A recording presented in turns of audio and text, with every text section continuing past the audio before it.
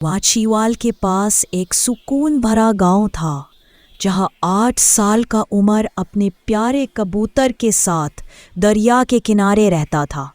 उमर का दिल भी दरिया की तरह साफ था।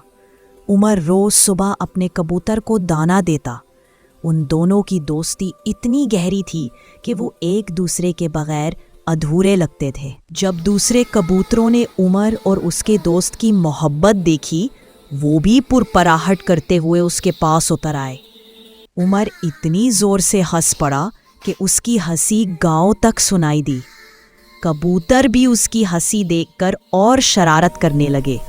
अचानक एक खूबसूरत मोर आहिस्ता आहिस्ता चलकर उमर के पास आया। प्यारी सी आवाज में बोला, क्या मैं भी तुम्हारा दोस्त बन सकता हूँ?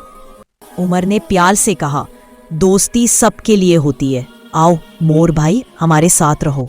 दो मरगियां भी शर्माते हुए बोली, उमर भाई हमें भी अपनी दोस्ती में शामिल कर लो।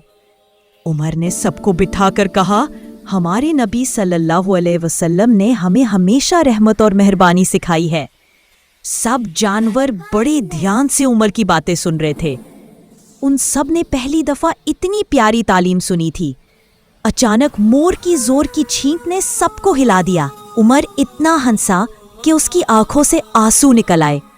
उमर ने अपने कबूतर से कहा, मेरी नकल करो, और कबूतर ने बिल्कुल वैसा ही पोज बनाकर सबको हंसा दिया।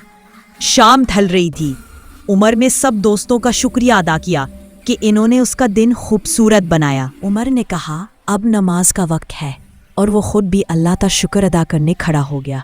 उमर ने कहा, जो अल्लाह की मखलूक से प्यार करता है, अल्लाह उससे प्यार करता है। उमर, कबूतर, मोर और मरगिया सब एक साथ मुस्कुराते हुए घर की तरफ चल दिए। दोस्ती और मेहरबानी उनकी ज़िंदगी का हिस्सा बन चुकी थी। इस्लामिक नॉलेज चैनल पर अगर आप नए हैं तो हमारे चैनल को सब्सक्राइब करें ताकि नई आने वाली वीडियोस आप तक पहुंच सके।